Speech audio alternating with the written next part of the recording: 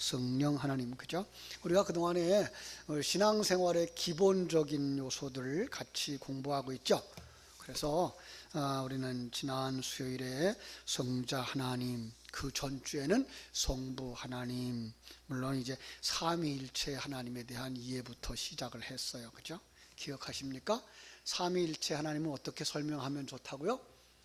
성부도 하나님, 성자도 하나님, 성령도 하나님이신데 성부는 성자가 아니고 성자는 성령이 아니고 성령은 성부가 아니다. 각각이 구별이 있다. 그렇게 기억하라 그랬습니다. 거기까지만 기억해도 돼요. 그런데 조금 더 기억이 있는 분들은 웨스트민스터 신앙고백서 2장 3절을 기억했으면 좋겠다 그랬어요. 제가 읽어드릴게요. 신성의 단일성 속에 삼위가 계신다. 신성의 단일성에, 세 분이 똑같은 신성과 속성을 가지고 계신 분이에요. 그 다음에 동일한 본질과 권능과 영원성을 가지고 계세요. 조금 더 차이가 없어요. 성부 하나님, 성자 하나님, 성령 하나님이라고 이렇게 일컬어지는데, 성부 하나님은 누구에게 속하지 않으시고 아무에게서도 나시지도 않으시고 나오시지도 않는다. 반면에 성자는 아버지에게서 영원히 나오시고 성령은 성부와 성자로부터 영원히 나오신다. 이것도 진리를 담아준 그릇으로 보셔야 돼요. 나시고 그랬다 그래서 그럼 성부가 성자를 낳았구나라고 하는 개념으로 가지고 계시면 안 되는 거죠. 왜냐하면 이분들은 영원 전부터 함께 계셨던 분인데 우리에게 뭔가 설명해 주기 위해서 이러한 명칭을 가지고 계신 거죠. 그래서 그 명칭과 그 자리, 아들의 자리, 아버지의 자리, 영의 자리를 우리에게 통해서 뭔가 우리로 하여금 하나님은 그런 분들이구나 이해할 수 있고, 그 속에서 우리는 어떤 모습으로 완성되어져야 하는가를 더 좀 세밀하게 설명해 주기 위해서 이렇게 구분해서 설명을 했다라고 이해하시면 됩니다. 자, 오늘은 성령 하나님 만나게 됩니다. 그죠? 그런데 우리가 성령을 이야기하기 전에 지난주에 말씀 나눴던 성자 하나님에 대해서 조금만 더 생각하면 좋겠는데요. 성자 하나님 그러면 우리 오해하는 게 2000년 전에 작은 목수 요셉과, 그죠? 처녀 마리아가 결혼해서 낳았던 아기, 그가 태어나서 33년 동안 살다가 십자가에서 죽었고 장사 지내어졌고 그리고 부활하시고 승천하셨던 그 형태를 가진 거기에 묶이는 수가 있어요. 근데 그분을 통해서 우리에게 성자 하나님, 보이지 아니하는 하나님은 이 역사가 시작되는 창세기부터 이 역사가 마쳐지는 마지막 시대까지 우리 안에서 일하고 계시는 두 번째로 기억되는 하나님의 일하심을, 그리고 그걸 통해서 성부 하나님이 계시고 성령 하나님이 계신 것을 설명해 주기 위해서 오셨던 특별한 계시자였다라는 것 우리가 잊어버리면 안 돼요. 그러니까 그분이 성자 하나님 맞아요. 그런데 불구하고 거기에 묶이면 언제 일하는 하나님을 잃어버려요? 지금 일하고 계신 그 성자 하나님을 놓쳐버리는 수가 있다고요. 그래서 그분을 통해서도 그분 오시기 전에도 성자 하나님은 일하셨는데 어떻게 일하셨어요? 그분처럼 일했고, 지금도 성자 하나님은 우리 가운데 일하시는데 어떻게 일하셔요? 예수님이 계시해 주신 그 성자 하나님처럼 일하시고 계시다는 것을 알고 넘어가야 되는 거죠. 자, 그래서 우리가 이런 질문에 대답하기 참 어렵죠. 어른들이 되면 더 어려워지는데 뭐예요? 예수님 어디 계셔요? 권사님, 예수님 어디 계셔요? 내 안에 계셔요. 자, 그런데 많은 사람들이 기다려요. 예수님 다시 오시길 기다려요. 예수님 다시 오시기를 기다리는데, 그러면 내 안에 계신 예수님과 다시 오시는 예수님은 어떤 분이에요? 달라요? 같아요? 이런 부분이에요. 그러니까 이것을 우리는 시간과 공간의 개념만 가지고 예수님 가셨어 그러면 어디로 갔다고 생각해요? 여기가 아닌 어느 다른 곳으로 가 있다라고 생각해요. 그래서 그 러시아의 최초의 우주 비행사 가가린이 뭐라 그랬어요? 비행기 타고 우주선 타고 우주에 가보니까 거기 뭐가 없더라고? 예수가 없더라. 그러죠. 왜요? 보여요? 안 보여요? 안 보이죠. 그분 어디 계셔요? 여기 계시다니까요. 예. 이것을 우리가 볼 수 있어야 돼요. 그죠? 많은 사람들이 이걸 혼란을 겪고 있어요. 시간과 공간의 개념만 가지고 생각하기 때문에 이걸 오해하는 거예요. 그래서 예수님이 다시 오신다라는 이 개념을 조금 더 쉽게 풀어서 예수님 다시 오셨구나로 보실 수 있어야 돼요. 자, 제가 잘 설명을 해드릴게요. 그래서 예수님이 마태복음 16장 28절에서 이렇게 말씀하셔요. 한번 찾아보겠습니다. 아마 여러 번 제가 지적한 곳이기 때문에 기억하실 수 있는 분들도 있는데요. 마태복음 16장 28절. 진실로 너에게 이르노니 여기 서 있는 사람 중에 죽기 전에 인자가 그 왕권을 가지고 오는 것을 볼 자들도 있느니라. 여기에요. 이거 누구들 앞에서 얘기했죠? 마태복음 16장은 야, 사람들이 나를 누구라 그러더냐 물어봤던데죠. 베드로가 대답했죠. 너희들은 나를 누구라 그러냐 그랬더니 베드로가 주는 그리스도시요 살아계신 하나님의 아들이십니다. 그래서 예수님이 막 칭찬하고 그리고 떠날 거 얘기했더니 그들이 큰일 났다는 거죠. 걱정이 태산해요. 예수님 안 됩니다. 떠나면 안 됩니다. 라고 가로막는 그들에게 책망하시고 그리고 가야 되는 이유를 설명하시면서 갔다가 뭐 한다고요? 다시 온다라는 얘기를 하고 있는 거예요. 그런데 언제 오신다 그래요? 여기 서 있는 사람 중에 누가 서 있어요? 제자들. 그럼 제자들이 죽기 전에 인자가 왕권을 가지고 다시 오는 것. 요게 엘코마이라는 단어라 그랬어요. 재림이라는 단어와 똑같은 단어예요. 네. 그럼 그들이 살아있는 동안에 예수님이 왔을까요? 안 왔을까요? 그 약속대로 오셨죠. 그러니까 예수님이 그들을 떠나신 후에 그들을 떠나셨다는 것 자체도 하늘로 올라가셨다는 것 자체도 뭐예요? 다시는 내 얼굴을 보고 살을 만져보는 존재로 난 너희들 앞에 오지는 않아. 그러나 너희들을 뭐예요? 영원히 떠나지 않고 있는 걸 언제 발견하는 거예요? 성령이 오시자 발견하는 거예요. 예. 그게 뭐예요? 다시 오심이라는 걸 우리는 알 수가 있는 거죠. 그죠? 그렇습니다. 그런데 다는 아니라 그랬어요. 그렇죠? 볼 자들도 있다 그랬어요. 그럼 보지 못하는 자들도 있어요. 보지 못하는 자는 누구예요? 가룟 유다 있었어요. 가룟 유다. 그죠? 그건 거듭나고 성령이 내려오는 그 체험의 현장에 없었거든요. 다는 아니지만 거의 대다수가 뭐예요? 다시 오신 예수님을 본 거란 말이에요. 부활하신 예수님을 봤단 말이에요. 함께 하시는 예수님을 봤단 말이에요. 그죠? 자, 한번 생각해 보세요. 여러분, 예수님이 여러분 곁에 계신 거 믿습니까? 예. 이제 저하고 한참 오래 가면 이제 제가 착각을 일으키는 것처럼 세뇌한다 그럴지 모르겠지만 이게 사실이에요. 왜요? 여러분 마음이 있습니까? 없습니까? 내놔봐요. 안 보여요. 그죠? 마찬가지로 우리 예수님도 영이시기 때문에 하나님도 영이시고 성부 하나님도 영이시고 성자 하나님도 영이시고 성령 하나님도 영이시기 때문에 우리 안에 오셔도 우리 가운데 곁에 계셔도 보인다 안 보인다? 안 보여요. 그러나 마음이 내 안에 분명히 있고 그죠? 내가 분명히 있는 것처럼 뭐예요? 예수님은 분명히 계신 거예요. 이걸 뭘로 본다고요? 믿음으로 봐요. 그리고 그걸 영의 눈이 열린 사람이 보는 거다라고 우리는 이야기할 수가 있는 거죠. 그렇습니다. 예. 오늘 성도들의 심령 속에 성도들 곁에 오신 예수님을 언제 깨달아 아는가 하면 성령이 오심으로 깨달아 알게 되는 거예요. 그래서 성령이 오시는 거예요. 삼위 하나님은 영이시기 때문에 이 영이시기 때문에 동시에 모든 곳에 다 계실 수도 있어요. 그리고 삼위 하나님은 한 번도 갈라져서 일한 적이 없어요. 예수님이 이 땅에 오셔서 일하실 때에도 삼위 하나님은 같이 일하셨어요. 그럼 성령이 일하시는 건 언제부터일까요? 많은 사람들이 오해를 하는 게 구약 시대에는 성령이 왔다 갔다 맞다 이랬다고 생각해요.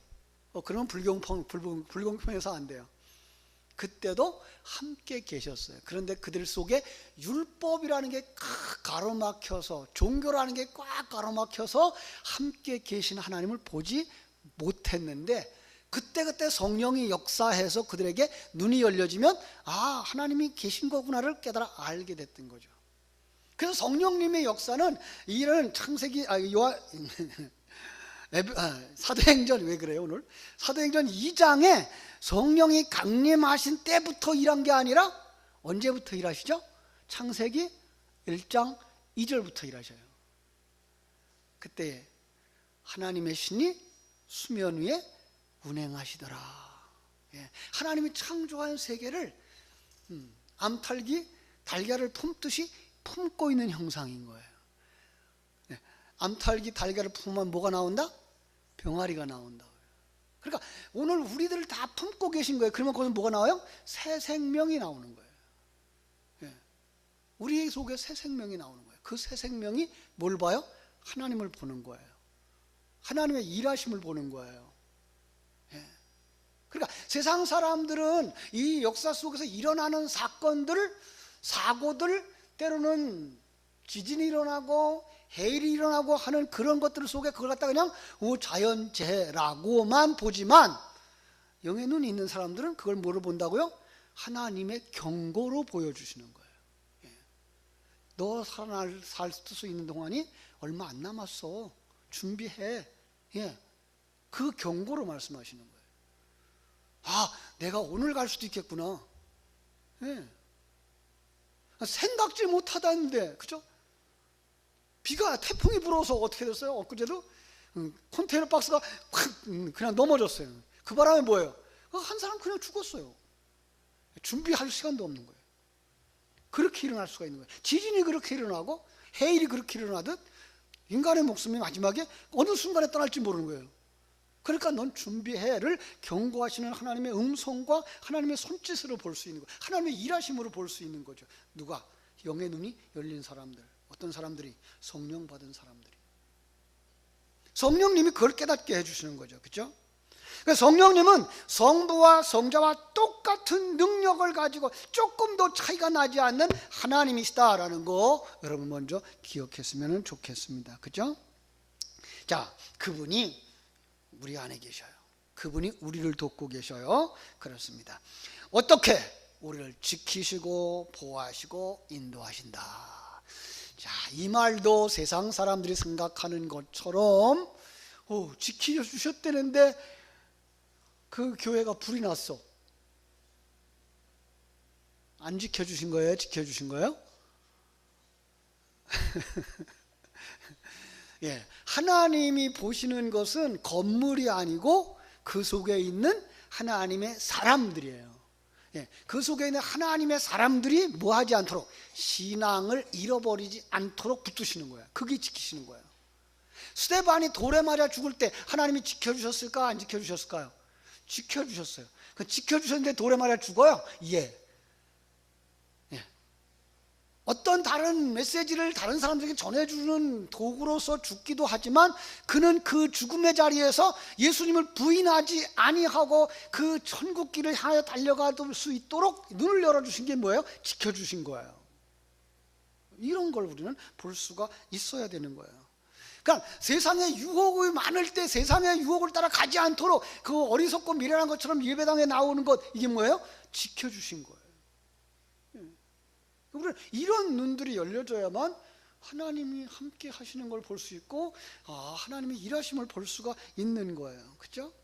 자, 이 상황을 아주 적절하게 묘사한 분이 계셔요. 요한복음 6장이에요. 조금 앞으로 가볼까요? 6장 62절. 6장 62절.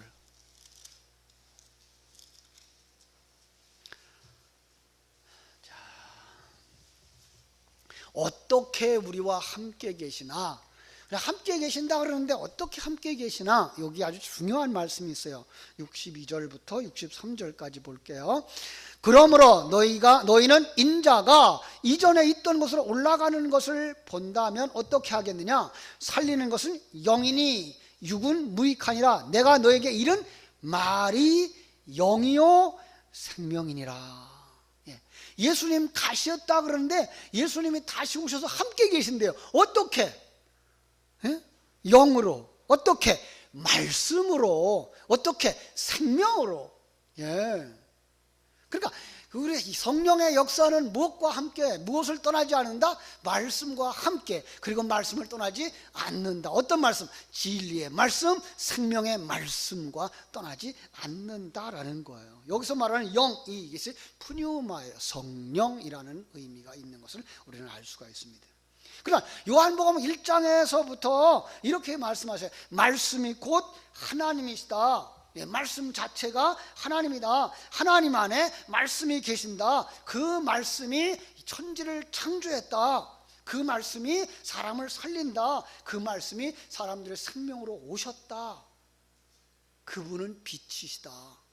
그런데 빛이 와도 아무도 영접지 않더라. 왜? 이 세상 다 어둠이기 때문에. 그렇게 말씀하고 있는 것 우리가 볼 수가 있습니다. 그래서 아까 말한 것처럼 성령님은 창조할 때 창세기 1장 2절에서부터 있는 거예요. 그런데 그뿐만 아니라 창세기 1장의 그림에서는 천지와 만물을 창조한 그림도 보여주고 있지만 또 하나는 우리를 하나님의 아들로 완성시키는 재창조의 사역도 보여주고 있는 거라 그랬죠. 그래서 이 우주를 만드실 때도 하나님이 삼위일체 하나님이 만드셨지만 그 속에서 하나님의 사람들, 여러분과 나를 완전히 하나님의 아들이 되게 하고 그리스도의 신부가 되게 하고 성전이 되게 하는 일에 누가 일하신다? 성령이 일하신다라고 하는 것 우리가 알 수 있어요. 그래서 요한계시록 제가 6장부터 18장까지 강해를 하면서 그랬죠. 일곱 인, 일곱 나팔, 일곱 대접의 그 재앙이라고 말하지만 역사가 일어나면 그 속에서 옛사람이 무너지고 새 사람이 완성되어지는 하나님의 일을 하는 겁니다. 그랬어요. 일곱 나팔을 뭐라 그랬어요? 말씀의 나팔. 그래서 말씀이 떨어지면 이렇게 얘기했고, 일곱 대접 그럴 때 대접을 뭐라고요? 성령. 성령의 역사가 일어나면 옛사람은 부서져가요. 아, 이것은 만이 전부가 아니구나. 이게 전부인 줄 알고 살고 내가 중심된 삶을 살고, 그런데 그건 뭐예요? 그 내려놓는 거예요. 그 다음에 하나님의 세계를 보는 거예요. 그게 뭐예요? 그게 하나님의 사람으로 성장하는 거예요. 자라나는 거예요. 그리고 완성되어지면 어디로 가요? 하늘나라에 가서 하나님을 아버지라고 부르고 탕자처럼 아버지의 품에 안길 수 있는 사람이 되어지고, 요한계시록 19장에 나오는 신부처럼 신랑 되신 예수와 함께 식장으로 들어가는 것이고, 그죠? 우리가 성전이 되어져서, 여러분이 성전이 되어져요. 성전이 여러분이고 여러분이 성전이고, 그러니까 하나님이 여러분 안에 계시고 여러분이 하나님 안에 계시는 이 온전한 성전으로 완성되어지는 그 그림으로 쏙 들어가는 거예요. 그게 뭐예요? 완성인 거예요. 그걸 누가 해요? 말씀이 하시고, 그걸 누가 해요? 성령이 하시고. 그렇습니다. 그러니까 참 아주 성령의 역사는 다양하게 역사하는데, 삼위일체 하나님의 창조와 섭리와 경륜의 과정을 통하여서 우리 가운데 이 시간과 공간 세계 가운데에서 일하고자 싶은 것이 뭐예요? 어떤 거 일하고 싶은 거예요? 여러분과 나를 하나님의 사람으로 만드는데, 그래서 성령이 오시면 어떤 일 하신다고요? 그러니까 성령이 오셔서 우리를 기분 좋게 해주고, 성령이 오셔서 우리를 웃게 해주고 울게 해주고 하는 그 정도가 아니야. 울게 해주고 웃게 해주는 것들도 있을 수 있지만, 그런 것들의 궁극적인 목적은 뭐예요? 우리로 하여금 새 사람으로 완성되어지는 거예요. 그래서 오늘 본문에 아주 중요한 말씀이 나와 있죠. 뭐라고 되어져 있어요? 자, 오늘 본문으로 다시 돌아가 보겠습니다. 몇 장이라 그랬어요? 16장. 그죠? 8절. 성령이 오신대요. 예수님이 성령을 보내신대요. 그가 와서 죄에 대하여 의에 대하여 심판에 대하여 세상을 책망하리라. 아, 성령이 오시면 뭐 한다고요? 죄에 대하여 말하고 의에 대하여 말하고 심판에 대하여 말하면서 세상을 책망한대. 세상이 누굴까요? 아, 여기서 세상은 그냥 이 불신자들 세계만 이야기하고 있는 건 아니에요. 거기서 나온 자들도 세상이에요. 그래서 우리도 하나님이 세상을 이처럼 사랑하사 하실 때 그 세상은 누구예요? 택함 받고 하나님의 생명 가진 우리예요. 세상을 사랑하지 마라 라고 말할 때는 타락한 그들을 이야기하고 있는 거예요. 거기 빠지지 마라라고 얘기하고 있는 거예요. 그런데 거기서 건진받은 우리 안에서 뭘 해요? 우리를 죄에 대하여 책망하고 의에 대하여 책망하고 심판에 대하여 책망하는 걸 누가 한다고요? 성령. 그러니까 성령 받으면 뭐가 죄인지를 알게 되고 내가 이거 죄인이었구나라고 해서 거기서부터 뭐 하는 거예요? 벗어나는 사람이 되는 거죠. 그게 뭐예요? 죄에 대하여서 역사하시는 성령님의 역사인 거예요. 사람들은 죄 그러면 뭐만 생각해요? 시간과 공간 세계 속에서 남의 것을 훔쳤다, 사람을 때렸다, 살인했다 이런 것들만 생각하지만 그거는 어디서 벌 다 받아요? 이 세상에서 벌 다 받아요. 근데 이 세상에서 해결이 안 되는 죄가 있는데 그게 뭐예요? 이 세상 것으로 씻을 수 없는 죄. 성령 회방죄라고 말하는, 하나님이 성령을 주셨는데 불구하고 성령으로 깨닫지 못하는 사람. 왜? 그가 완전히 세상으로 굳어져서 성령이 오셔서 하나님이 왕이야, 하나님이 피조물이야, 하나님이 너의 주인이야 라고 말씀하시는데 용납하지 않는 거예요.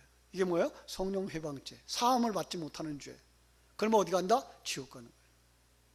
우리 속에 그러고자 싶어하는, 내가 주인 되고자 싶어하는 이 뭐예요? 지옥 갈 존재가 우리 속에 아직도 남아있다고요. 그걸 갖다 저는 뭐라고 한다고요? 옛사람. 그죠?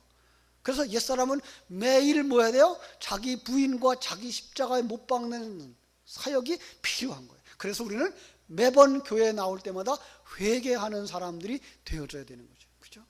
그래서 회개하는 사람들이 되어줘야 되는 거예요. 그렇습니다. 자, 그래서 여기서 뭐라 그래요? 예수를 믿지 아니함이라고 정의하죠. 한번 보겠습니다. 9절. 죄에 대하여 함은 그들이 나를 믿지 아니하며. 저기 누가 밖에 오셨어요. 문 열고 들어오시라 그러세요. 예, 깨달음이 없다면 아직 부정한 자여, 부정한 자 가운데 거하는 자예요. 그러면 예수를 만난 사람, 성령이 임하면 그들이 모두 다 탄식하며 회개하는 거예요. 그가 성령 받은 사람들인 것을 우리는 알 수가 있습니다. 그렇죠? 두 번째로 의에 대하여라 함은 10절이 설명하고 있어요. 내가 아버지께로 가니 너희가 나를 다시만 보지 못함이라. 이 의라는 말이 이 디카요슈네라는 말인데요, 세상이 말하는 정의로운 뜻이 아니고요, 성경이 변하지 않는 의, 예, 그것을 뭐예요? 선포하는 거예요. 그러니까 하나님 나라와 이 세상을 대조하면서 의와 불의를 이제 정의해 주죠. 하나님은 의로운 사람이에요. 왜요? 변하지 않아요. 창조주와 피조물 가운데 서로 간의 책임과 의무를 하나님은 변하지 않고 계속 공급하셔요. 근데 우리는 타락하고 나서 변해요. 그래서 하나님이 주신 그 은혜를 우리가 잊어버리는 거죠. 그게 뭐예요? 불의한 거예요. 그리고 우리는 하나님이 창조한 창조의 목적대로 살지를 않는 거예요. 그러니까 창조의 목적대로 사용되지 않으면 어디로 간다? 지옥 간다고. 하나님이 그래서 거기에다가 예수님을 보내주신 거예요. 예수님이, 그분은 이제 2000년 전에 오신 예수예요. 예수님이 오셔서 피조물이 어떻게 창조주의 뜻을 따라 책임과 의무를 다 해야 되는지를 하나하나 다 실천하시고 가셨어요. 예. 어디까지 실천했어요? 십자가에서 죽는 데까지 순종하신 거예요. 예. 그게 뭐예요? 의예요. 그래서 그 의의 옷을 우리에게 던져주고 가시는 거예요. 엘리야가 승천하면서 겉옷을 벗어서 엘리사에게 던져주었던 거 알죠? 그 겉옷의 개념이에요. 그 의의 옷이에요. 예수님의 의의 옷, 십자가에서 벗어서 예수님을 십자가에 못 박는 그 군사들, 세상 군사들을 향하여서 던져주고 간 거예요. 그들은 그걸 가지고 가는 거예요. 이게 우리의 모습이에요. 우리는 예수를 십자가에 못 박는 사람이에요. 그런데 불구하고 예수님은 우리에게 무엇이 하나님의 뜻대로 살아가는 인간인지 피조물인지를 딱 보여주고 가시는 거예요. 그 의를 받은 자들, 그걸 깨달아 아는 자들을 뭐라 그래요? 의롭다 하심을 받은 자, 칭의라는 단어로 쓰는 거죠. 그리고 그들은 그것을 덧입고 자기도 어떤 사람이 돼요? 그 옷에 걸맞는 사람이 되는 거예요. 그래서 의로운 자가 되는 거예요. 의로운 자가 되는 과정 속에서 불의했던 것들을 다 바꾸어 가죠.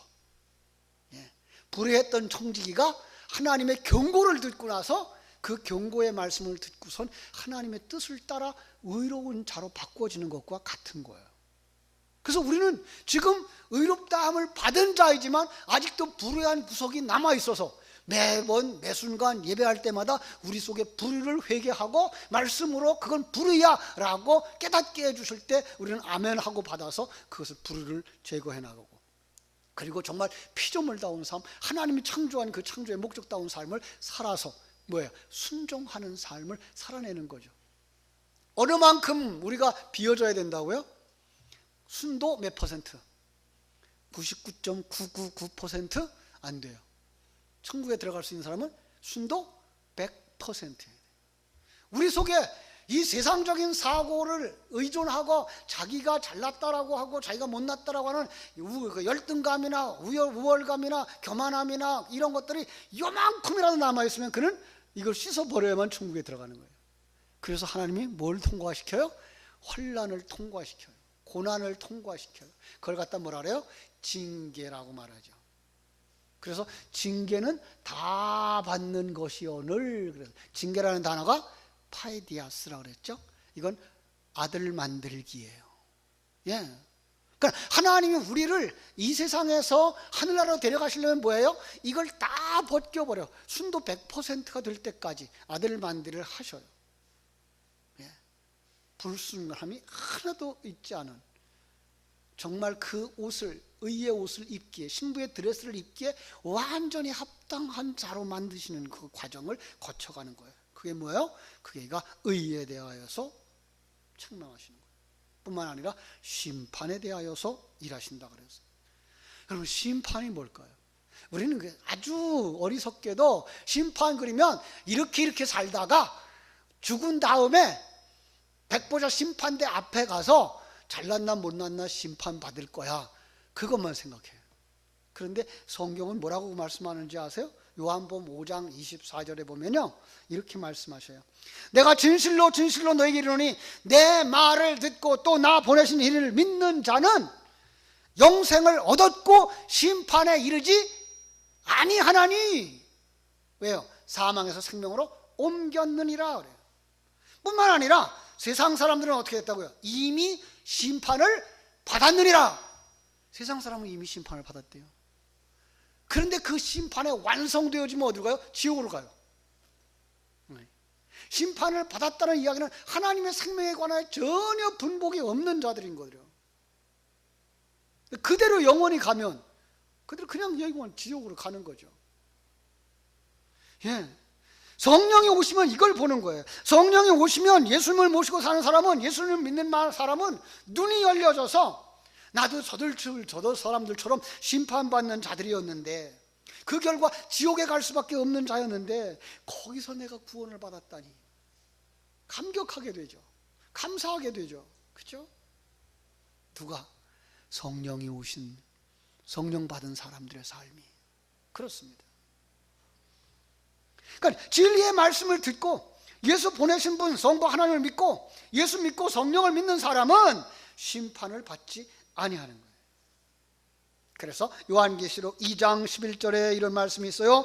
귀 있는 자는 성령이 교회들에게 하시는 말씀을 들을지어다. 이기는 자는 둘째 사망의 해를 받지 아니하리라. 둘째 사망, 지옥에 던져지는 것, 영원히 죽는 것, 지금 죽은 자가 영원히 거기서 벗어나지 못하고 그대로 지옥에 들어가는 것을 영원한 사망, 둘째 사망이라고 말하는 거예요. 성도는 그것과 관계가 없습니다. 성도는 그럼 안 죽어요? 아니요, 육신의 허물은 벗어버려요. 천국에 가서는 그 육신의 허물을 그대로 뒤집어 쓰고 살지 않아요. 그래서 이 땅에서 장애가 있었던 사람이라도 기대가 있어요. 그죠? 천국에는 장애자가 있을까요? 없을까요? 없죠. 가장 완전하고 가장 온전한 사람으로 하나님이 변화시켜 주시겠죠. 자, 이것을 깨닫게 해주시고 누리게 해주시고 그러면 무엇이 올까요? 마음에 평화가 오죠. 그죠? 그래서 성령 받은 사람들의 모습은 뭐예요? 평안의 모습이에요.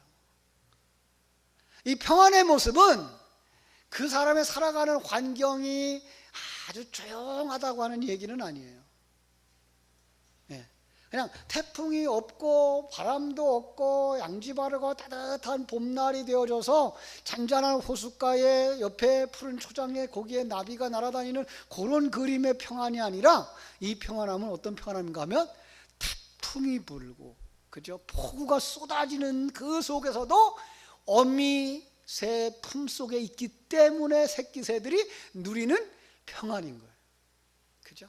이 세상은 환난이 많아요. 풍파가 많아요. 그래야 우리를 만들어요. 그런데도 불구하고 우리는 누가 있기 때문에? 하나님 계시기 때문에. 전능하신 하나님, 나의 아버지, 나의 신랑 되신 그리고 나를 돕는 자인 성령님 계시기 때문에 누리는 평안함이에요. 전쟁 속에서 느끼는 평안함, 굶주림 속에서 느끼는 편안함, 감옥 속에서 느끼고 사자굴 속에서 느끼는 그 평안함, 이게 뭐예요? 성령 받은 사람들. 세상 사람들의 눈에는 뭐처럼 보일까요? 모자라는 사람, 정신 나간 사람처럼 보일지도 몰라요. 그들은 뭐가 없어서 그래요? 눈이 없어서 그래요. 그래서 성경은 그 거듭남을 뭐로 표시해요? 눈이 열려진 것, 그죠? 소경이 눈 뜬 것으로 표현하는 거죠. 여러분은 성령 받은 사람입니까? 그걸 보는 사람입니까? 이제 그것을 보시면서 삶의 모든 환경 속에서 불평하지 마세요. 원망하지 마세요. 손가락질하지 마세요. 하나님 앞에 감사하고 하나님이 이 일을 통하여 또 어떤 결과를 맺으시는가를 바라다 보면서 감사하고 감격하며 성령의 인도하심을 받아 완성의 길을 걸어가는 복 있는 성도들, 성령의 충만한 성도들 되시기를 주님의 이름으로 축원합니다. 기도하겠습니다.